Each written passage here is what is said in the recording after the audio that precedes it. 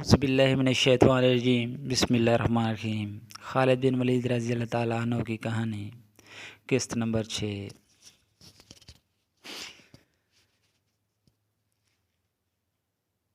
آدمیوں کے ساتھ لڑ رہے تھے، دیکھ لیا اور دوڑتے ہوئے آپ صلی اللہ علیہ وسلم تک پہنچے۔ ان کی للکار پر ان کے دوسرے ساتھی بھی آ گئے۔ آپ صلی اللہ علیہ وآلہ وسلم کو پتھروں سے گرانے والے قریش آپ صلی اللہ علیہ وآلہ وسلم پر تلواروں سے حملہ کرنے ہی والے تھے کہ سعد رضی اللہ تعالیٰ عنہ بن ابی وقاص نے اپنے سگے بھائی عتبہ پر حملہ کر دیا۔ عتبہ اپنے بھائی کا غیظ و غضب دیکھ کر بھاگ نکلا۔ طلحہ رضی اللہ تعالیٰ عنہ نے رسول اللہ صلی اللہ علیہ وآلہ وسلم کو سہارا دے کر اٹھایا اور آپ صلی اللہ علیہ وآلہ وسلم پوری طرح ہوش میں تھے۔ اس دوران آپ صلی اللہ علیہ وآلہ وسلم کے ساتھیوں نے ان آدمیوں کو بھگا دیا تھا جنہوں نے رسول کریم صلی اللہ علیہ وآلہ وسلم پر حملہ کیا تھا۔ مورخ لکھتے ہیں کہ سعد رضی اللہ تعالیٰ عنہ بن ابی وقاص پر قابو پانا مشکل ہو رہا تھا۔ سعد کہتے تھے، میں اپنے بھائی کو قتل کر کے اس کے جسم کے ٹکڑے کر دینا چاہتا ہوں جس نے میری موجودگی میں میرے نبی صلی اللہ علیہ وآلہ وسلم پر حملہ کیا ہے۔ وہ اکیلے ہی قریش کی طرف دوڑنے کی کوشش کرتے تھے۔ انہیں بڑی مشکل سے روکا گیا۔ اگر رسول اللہ صلی اللہ علیہ وسلم انہیں رکنے کا حکم نہ دیتے تو وہ کبھی نہ رکتے۔ قریش غالباً بہت ہی تھک گئے تھے، وہ مارکے سے منہ موڑ گئے۔ تب رسول اکرم صلی اللہ علیہ وآلہ وسلم کے ساتھیوں نے آپ صلی اللہ علیہ وآلہ وسلم کی زخموں کی طرف توجہ دی۔ جو خواتین آپ صلی اللہ علیہ وآلہ وسلم کے ساتھ تھیں انہوں نے آپ صلی اللہ علیہ وآلہ وسلم کو پانی پلایا، کپڑوں سے زخم صاف کیے۔ اس وقت یہ دیکھا گیا کہ خود کی زنجیروں کی ٹوٹی ہوئی کڑیاں آپ صلی اللہ علیہ وآلہ وسلم کی ہڈی میں اتری ہوئی ہیں۔ ایک صحابی ابو عبیدہ رضی اللہ تعالیٰ عنہ جو عرب کے ایک مشہور جراح کے فرزند تھے آگے بڑھے اور آپ صلی اللہ علیہ وسلم کے رخساروں سے کڑیاں نکالنے لگے، لیکن ہاتھوں سے کڑیاں نہ نکلیں۔ آخر ابو عبیدہ رضی اللہ تعالیٰ عنہ نے دانتوں کی مدد سے ایک کڑی نکال لی۔ جب دوسری کڑی نکالی تو کڑی تو نکل گئی، لیکن ابو عبیدہ رضی اللہ تعالیٰ عنہ کے سامنے کے 2 دانت ٹوٹ گئے۔ اس کے بعد لوگوں نے ابو عبیدہ رضی اللہ تعالیٰ عنہ کو الاسرم کہنا شروع کر دیا۔ اس کا مطلب ہے کہ وہ آدمی جس کے سامنے والے 2 دانت نہ ہوں۔ پھر وہ اسی نام سے مشہور ہو گئے۔ یہ بھی رسول کریم صلی اللہ علیہ وسلم کا معجزہ ہے کہ اس کے بعد ابو عبیدہ رضی اللہ تعالیٰ عنہ ایسے خوبصورت دکھتے تھے کہ ان کے چہرے سے نگاہ نہیں ہٹتی تھی۔ ایمن رضی اللہ تعالیٰ عنہ جو رسول اکرم صلی اللہ علیہ وآلہ وسلم کے بچپن میں آپ صلی اللہ علیہ وآلہ وسلم کی دائیا رہ چکی تھیں، آپ صلی اللہ علیہ وآلہ وسلم پر جھکی ہوئی تھیں۔ اس وقت تک آپ صلی اللہ علیہ وآلہ وسلم کی طبیعت سنبھل چکی تھی۔ اچانک ایک تیر ایمن رضی اللہ تعالیٰ عنہ کی پیٹھ میں اتر گیا اور اس کے ساتھ ہی دور سے ایک کہکہ سنائی دیا۔ سب نے ادھر دیکھا تو قریش کا ایک آدمی حبان بن الارقہ دور کھڑا ہنس رہا تھا۔ اس کے ہاتھ میں کمان تھی، یہ تیر اسی نے چلایا تھا۔ وہ ہنستا ہوا پیچھے کو مڑا۔ رسول اللہ صلی اللہ علیہ وسلم نے ایک تیر سعد رضی اللہ تعالیٰ عنہ بن ابی وقاص کو دے کر کہا کہ یہ شخص یہاں سے تیر لے کر ہی واپس جائے۔ سعد رضی اللہ تعالیٰ عنہ نے جو تمام قبائل میں تیر اندازی میں خصوصی شہرت رکھتے تھے، کمان میں تیر ڈال کر حبان پر چلایا۔ تیر حبان کی گردن میں اتر گیا۔ سعد رضی اللہ تعالیٰ عنہ کے تمام ساتھیوں نے بڑی زور سے کہکہ لگایا اور حبان نے ڈگمگاتے ہوئے چند قدم اٹھائے اور وہ گر پڑا۔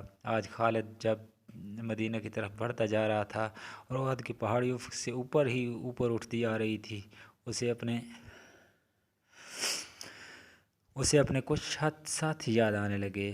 عقیدوں کے اختلافات نے بھائی کو بھائی کا دشمن بنا دیا تھا، لیکن خالد کو یہ خیال بھی آیا کہ بعض لوگ اپنے عقیدے کو اس لیے سچا سمجھتے ہیں کہ وہ اس کے پیروکار ہوتے ہیں۔ حق اور باطل کے فرق کو سمجھنے کے لیے بڑی مضبوط شخصیت کی ضرورت ہوتی ہے۔ ایک سوال اسے پھر پریشان کرنے لگا، میں مدینہ کیوں جا رہا ہوں؟ اپنا عقیدہ مدینہ والوں پر ٹھوسنے کے لیے یا ان کا عقیدہ اپنے اوپر مسلط کرنے کے لیے؟ اسے ابو سفیان کی آواز سنائی دی جو ایک ہی روز پرانی تھی، کیا یہ سچ ہے کہ تم مدینہ جا رہے ہو؟ کیا تمہاری رگوں میں ولید کا خون سفید ہو گیا ہے؟ صحرا میں جاتے ہوئے ان آوازوں نے کچھ دور تک اس کا تعاقب کیا، پھر وہ اپنے ان دوستوں کی یاد میں کھو گیا جن کے خلاف وہ لڑا اور جن کا خون اس کے سامنے بہہ گیا تھا۔ ان میں ایک مصعب بن عمیر بھی تھے، قریش جو مارکے سے منہ موڑ گئے تھے۔ کچھ دور ہی پہنچے تھے کہ خالد نے اپنے گھوڑے کو ایڑ لگائی اور ابو سفیان کو جا پکڑا۔ اس نے ابو سفیان سے پوچھا کہ تم لوگ جنگ کو ادھورا چھوڑ کر کہاں جا رہے ہو؟ مسلمانوں کا دم ختم ہو چکا ہے۔ ابو سفیان بھی یہی چاہتا تھا کہ یہ معرکہ فیصلہ کن نتیجے پر پہنچے۔ قریش کے چند سوار وہیں سے پلٹ آئے۔ خالد دیکھ چکا تھا کہ رسول کریم صلی اللہ علیہ وسلم کہاں ہیں۔ یہاں پھر ابو سفیان نے خالد کو کسی اور طرف بھیج دیا اور کچھ آدمیوں کو نبی کریم صلی اللہ علیہ وسلم پر حملہ کرنے کا حکم دیا۔ اب رسول کریم صلی اللہ علیہ وسلم کے ساتھ کچھ اور مسلمان ملے تھے۔ اب پھر ابن کمہ لڑتے ہوئے مسلمانوں کا حلقہ توڑ کر رسول اکرم صلی اللہ علیہ وسلم تک پہنچنے کی کوشش کرنے لگے۔ اس وقت رسول اکرم صلی اللہ علیہ وسلم کے پاس مصعب بن عمیر کھڑے تھے اور عمارہ رضی اللہ تعالیٰ عنہ اپنے قریب پڑے ہوئے 2-3 زخمیوں کو پانی پلا رہی تھیں۔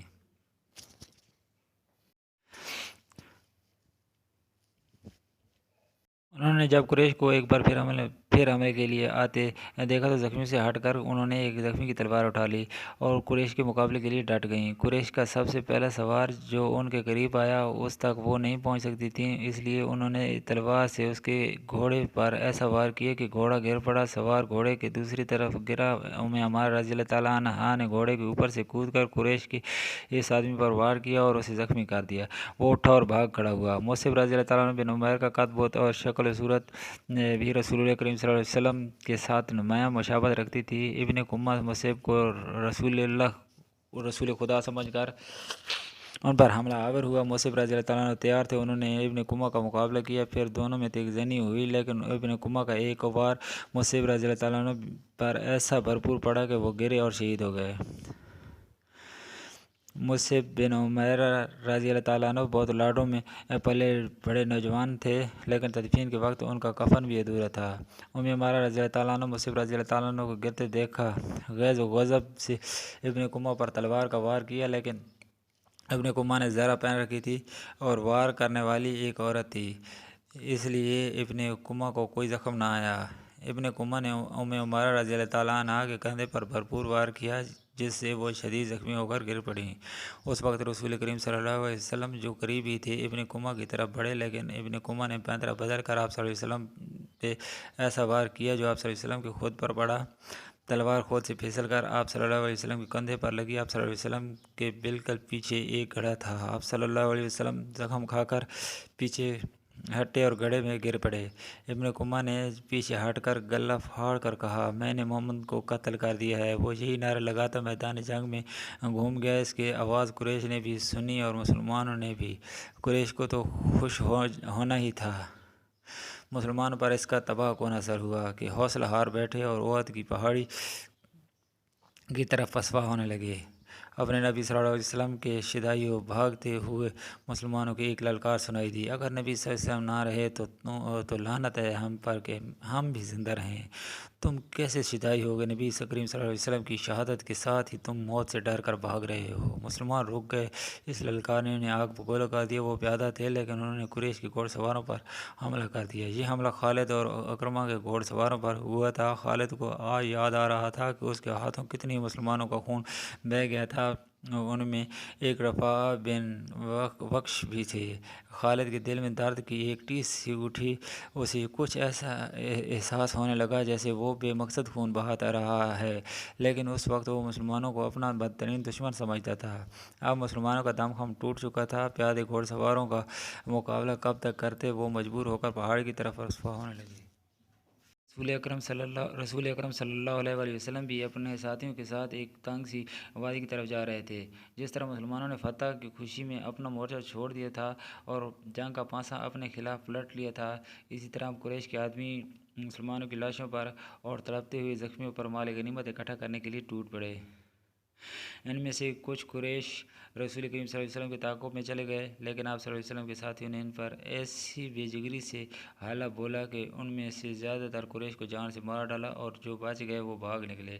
رسول اکرم صلی اللہ علیہ وسلم ایک جگہ بلند جگہ پہنچ گئے۔ آپ صلی اللہ علیہ وسلم نے وہاں سے صورتحال کا جائزہ لیا۔ آپ صلی اللہ علیہ وسلم کے 30 صحابہ رضی اللہ تعالیٰ میں سے 16 شہید ہو چکے تھے، وہ جو 14 زندہ تھے ان میں زیادہ تر زخمی زخمی تھے۔ آپ صلی اللہ علیہ وسلم نے بلندی سے میدان جنگ کا جائزہ لیا اور آپ صلی اللہ علیہ وسلم کو کوئی مسلمان نظر نہیں آ رہا تھا۔ مسلمان یہ سمجھ کر رسول اکرم صلی اللہ علیہ وسلم شہید ہو چکے ہیں سخت مایوسی کے عالم میں ادھر ادھر بکھر گئے۔ کچھ واپس مدینہ چلے گئے، کچھ قریش کے انتقام سے بچنے کے لیے پہاڑی کے اندر موجود تھے۔ یہاں رسول اللہ صلی اللہ علیہ وسلم کو اپنے زخمیوں کی طرف توجہ دینے کی فرصت ملی۔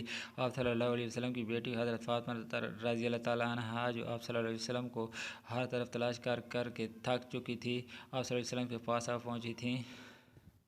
قریب ہی ایک چشمہ تھا۔ حضرت علی رضی اللہ تعالیٰ عنہ وہاں سے کسی چیز میں پانی لایا اور آپ صلی اللہ علیہ وسلم کو پلایا۔ حضرت فاطمہ رضی اللہ تعالیٰ عنہا آپ صلی اللہ علیہ وسلم کے زخم دھونے لگیں، وہ سسک کر رو رہی تھیں۔ خالد کو یاد آ رہا تھا کہ رسول اکرم صلی اللہ علیہ وسلم کی شہادت کی خبر نے اسے روحانی سا اطمینان دیا تھا، لیکن ایک للکار نے اسے چونکا دیا۔ وادی میں للکار کی گونج بڑی دور تک سنائی دے رہی تھی۔ کوئی بڑی ہی بلند آواز میں کہہ رہا تھا، مسلمانوں خوشیاں مناؤ، ہمارے نبی صلی اللہ علیہ وسلم زندہ اور سلامت ہیں۔ اس للکار پر خالد کو ہنسی بھی آئی تھی اور افسوس بھی ہوا تھا۔ اس نے اپنے آپ سے کہا تھا کہ کوئی مسلمان پاگل ہو گیا ہے۔ وہ یوں تھا کہ جس طرح مسلمان اکا دکا ادھر ادھر بکھر گئے یا چھپ گئے تھے، اسی طرح کعب بن مالک رضی اللہ تعالیٰ عنہ نام کا ایک مسلمان ادھر ادھر گھومتا پہاڑی کے اس مقام کی طرف چلا گیا جہاں رسول اکرم صلی اللہ علیہ وسلم سستا رہے تھے۔ اس نے نبی کریم صلی اللہ علیہ وسلم کو دیکھا تو اس نے جذبات کی شدت سے نعرہ لگایا، ہمارے نبی صلی اللہ علیہ وسلم زندہ ہیں۔ تمام مسلمان جو اکیلے اکیلے یا دو دو چار چار کی ٹولیوں میں ادھر ادھر بکھر گئے تھے، وہ اس آواز پر دوڑ کر آئے۔ حضرت عمر رضی اللہ تعالیٰ عنہ بھی اسی آواز پر رسول اللہ صلی اللہ علیہ وسلم تک پہنچے تھے۔ اس سے پہلے ابو سفیان میدان جنگ میں پڑی ہوئی ہر ایک لاش کو دیکھتا پھر رہا تھا۔ وہ رسول کریم صلی اللہ علیہ وسلم کا جسد مبارک تلاش کر رہا تھا۔ اسے قریش کا جو بھی آدمی ملتا اس سے پوچھتا، تم نے محمد کی لاش نہیں دیکھی؟ اسی تلاش میں خالد رضی اللہ تعالیٰ عنہ اس کے سامنے آ گیا۔ خالد، ابو سفیان نے پوچھا، تم نے محمد صلی اللہ علیہ وسلم کی لاش نہیں دیکھی؟ نہیں، خالد نے جواب دیا اور ابو سفیان کی طرف ذرا جھک کر پوچھا، کیا تمہیں یقین ہے کہ محمد صلی اللہ علیہ وسلم قتل ہو چکا ہے؟ ہاں، ابو سفیان نے جواب دیا، وہ ہم سے بچ کر کہاں جا سکتا ہے؟ تمہیں شک ہے؟ ہاں ابو سفیان، خالد نے جواب دیا، میں اس وقت تک شک میں رہتا ہوں جب تک کہ اپنی آنکھوں سے نہ دیکھ لوں۔ محمد صلی اللہ علیہ وسلم اتنی آسانی سے قتل ہو جانے والا شخص نہیں ہے۔ معلوم ہوتا ہے کہ تم پر محمد صلی اللہ علیہ وسلم کا طلسم طاری ہے۔ ابو سفیان نے تکبر کے لہجے میں کہا، کیا محمد صلی اللہ علیہ وسلم ہم میں سے نہیں تھا؟ کیا تم اسے نہیں جانتے تھے؟ جو شخص اتنی قتل و غارت کا ذمہ دار ہے، ایک روز اسے بھی قتل ہونا ہے۔ محمد صلی اللہ علیہ وسلم قتل ہو چکا ہے، جاؤ اور دیکھو اس کی لاش کو پہچانو، ہم اس کا سر کاٹ کر مدینہ لے جائیں گے۔ اس وقت پہاڑی میں سے کعب رضی اللہ تعالیٰ عنہ بن مالک کی للکار گرجی، مسلمانوں خوشیاں مناؤ، ہمارے نبی صلی اللہ علیہ وسلم زندہ سلامت ہیں۔ پھر یہ آواز بجلی کی کڑک کی طرح گرجتی کڑکتی وادی اور میدان میں گھومتی پھرتی رہی۔ سن لیا ابو سفیان، خالد نے کہا، اب میں تمہیں بتاتا ہوں کہ محمد صلی اللہ علیہ وسلم کہاں ہیں۔ میں اس پر حملہ کرنے جا رہا ہوں، لیکن میں تمہیں یقین نہیں دلا سکتا کہ محمد صلی اللہ علیہ وسلم کو قتل کراؤں گا۔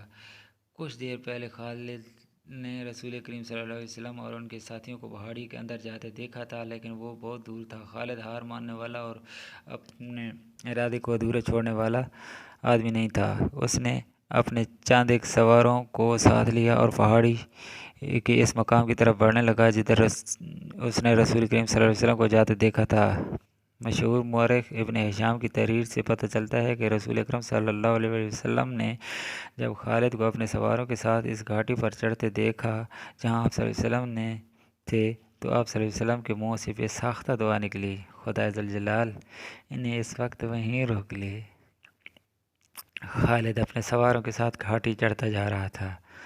وہ ایک درہ سا تھا جو تنگ ہوتا چلا جا رہا تھا۔ گھوڑوں کو ایک قطار میں ہونا پڑا۔ رسول کریم صلی اللہ علیہ وسلم زخموں سے چور پڑے تھے۔ حضرت عمر فاروق رضی اللہ تعالیٰ نے جب خالد اور اس کے سواروں کو اوپر آتے ہوئے دیکھا تو وہ تلوار نکال کر کچھ نیچے اترے۔ ولید کے بیٹے عمر رضی اللہ تعالیٰ نے للکارا، اگر لڑائی لڑنا جانتے ہو تو اس درہ کی تنگی کو دیکھ لو، इस चढ़ाई को देख लो, क्या तुम अपने सवारों के साथ हमारे हाथ से बच कर निकल जाओगे? खालिद लड़ने के फ़न को खूब समझता था। उसने देख लिया था कि ये जगह घोड़ों को घुमा फिरा कर लड़ाने के लिए मौजू नहीं है, बल्कि ख़तरनाक है। खालिद ने खामोशी से अपना घोड़ा घुमाया और अपने सवारों के साथ वहाँ से नीचे उतर आया। जंग उहद ख़त्म हो चुकी थी। कुरैश इस लिहाज से बरतरी का दावा कर सकते थे कि उन्होंने मुसलमानों को ज़्यादा नुकसान पहुँचाया, लेकिन ये जंग हार जीत के बगैर ख़त्म हो गई थी। लेकिन ये हमारी शिकस्त थी। खालिद को जैसे अपनी आवाज़ सुनाई दी। मुसलमानों की नफरी 700 थी और हम 3000 थे। हमारे पास 200 घोड़े थे। हमारी फतह तब होती जब हम मोहम्मद सल्लल्लाहु अलैहि वसल्लम को कत्ल कर देते।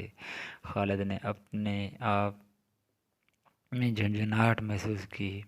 इस पर ऐसी कैफियत तारी हो गई कि इसके दांत बजने लगे। उसे जंग का आखिरी मंजर याद आने लगा। उसने इस भयानक याद को जहन से निकालने के लिए सर को झटका दिया, लेकिन मक्खियों की तरह ये याद उसके इर्द गिर्द भनभनाती रही। इसे अपने आप में शर्म सी महसूस होने लगी। जंगजू यूँ नहीं किया करते। खालिद जब हज़रत उमर रज़ी अल्लाह तआला अन्हु की ललकार पर वापस आ रहा था तो उस बुलंदी से उसकी नज़र मैदान जंग पर पड़ी। वहाँ लाशें बिखरी हुई थीं, शायद उनमें से बेहोश ज़ख्मी भी होंगे। लाशों और ज़ख्मियों को उठाने के लिए ना अभी मुसलमान आगे बढ़े थे, ना अहले कुरैश। खालिद को अबू सुफियान की बीवी हिंदा नज़र आई। वो हाथ में खंजर ली हुई दौड़ी चली आ रही थी। उसके इशारे पर कुरैश की वो औरतें जो कुरैश के लश्कर के साथ आई थीं, उसके पीछे पीछे दौड़ी आईं। हिंद हर एक लाश को देखती थी। वो ऊंचे कद की और फर भी मायल जिस्म की पहलवान किस्म की औरत थी। वो हर एक लाश को देखती थी। कोई लाश औंधे मुँह पड़ी हुई होती नज़र आती तो वो पाँव की ठोकर से उस लाश को सीधा कर के देखती थी। उसने अपने साथ की औरतों से कहा कि वो हमज़ा रज़ी अल्लाह तआला अन्हु की लाश तलाश करें। उसे हमज़ा रज़ी अल्लाह तआला अन्हु की लाश मिल गई। हिंद भूखे दरिंदे की तरह लाश को चीरने फाड़ने लगी। उसने लाश के कुछ अज़ा काट कर परे फेंक दिए। उसने दूसरी औरतों को देखा जो उसके करीब खड़ी थीं। खड़ी क्या देख रही हो? हिंद ने इन औरतों से यूँ कहा जैसे वो पागल हो चुकी हो। ये देखो, मैंने अपने बाप, अपने चचा और अपने बेटे के कातिल की लाश का क्या हाल कर दिया है। जाओ, मुसलमानों की हर एक लाश का यही हाल कर दो और सब के कान और नाक काट कर ले आओ। बाकी अगली किस्त में प्लीज़ सब्सक्राइब कर दें, मेहरबानी, शुक्रिया, जज़ाकल्लाह। अल्लाह आपको इज़्ज़त दे।